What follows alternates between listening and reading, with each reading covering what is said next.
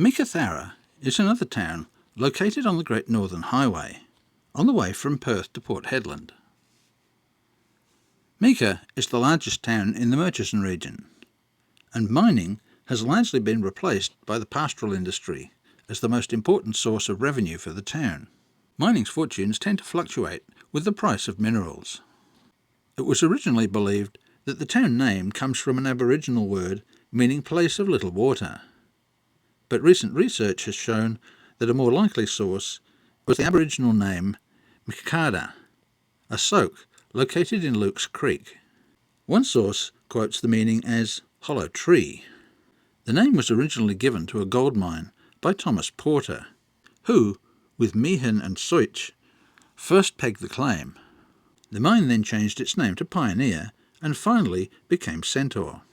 The area was first settled in 1894, but then abandoned and resettled in 1896. Reticulated water from 5 bores was brought to the town in 1902, and the town was gazetted in December 1903. The first state school opened in August 1904, and 18 pupils attended. The police station opened in January of the following year, and in 1910 the Royal Mail Hotel opened for business. The Royal Flying Doctor Service was established in WA in 1935, with the first base setting up in Port Hedland. The service in Meekatharra followed soon afterwards. The School of the Air has operated there since 1959. In 1901 the town's population was listed as 75, but by 1911 it had grown to 2,404, and by 1914 it was the largest town in the Murchison area. In 1910 the railway from Narananas arrived, and it became the railhead for transporting stock that came down the Canning stock route from the Kimberleys. The railway continued to serve the town until 1978 and helped to ensure its survival.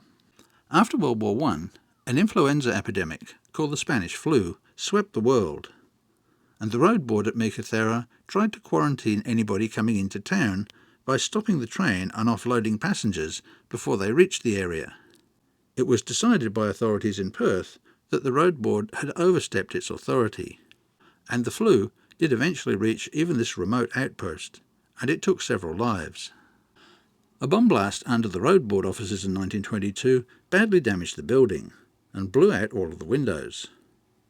The intended target was apparently John Dalton, the town's JP, who had previously convicted the perpetrator for a minor offence. Trackers followed the culprit's footprints to a house in town and arrested William Albert Burke, a returned soldier, who was then sent down to Geraldton to await trial. Fortunately, the only damage was to the road board offices and no one was injured. Grant Watson's novel, The Desert Horizon, seems to capture the town's impact on the surrounding area. Meekatharra, which was at the time head of the line, provided the cheap labour exchange for all the district. Employers came from 50 and even 100 miles to find labour to shear their sheep and work their mines. All of the life in the district converged towards the town. A beer strike was called by drinkers in town in protest at the raising of room and board rates by the local hotels, even though beer prices had remained the same.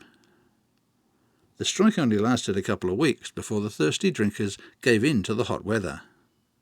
In retaliation for the strike, the hotels again raised room and board rates a further 5 shillings. In 1940, Meekatharra began a period of decline, when some of the larger mines started to close. In 1942, an earthquake shook the town, but no serious damage or loss of life was reported. In 1977, during the federal election campaign, Malcolm Fraser and his wife Tammy were diverted from Perth to Meekatharra due to bad weather. On landing, Tammy was heard to call Meekatharra the end of the earth. The locals adopted this good-naturedly and used it to publicise the town. Tammy was even invited back to open the local races, which she did.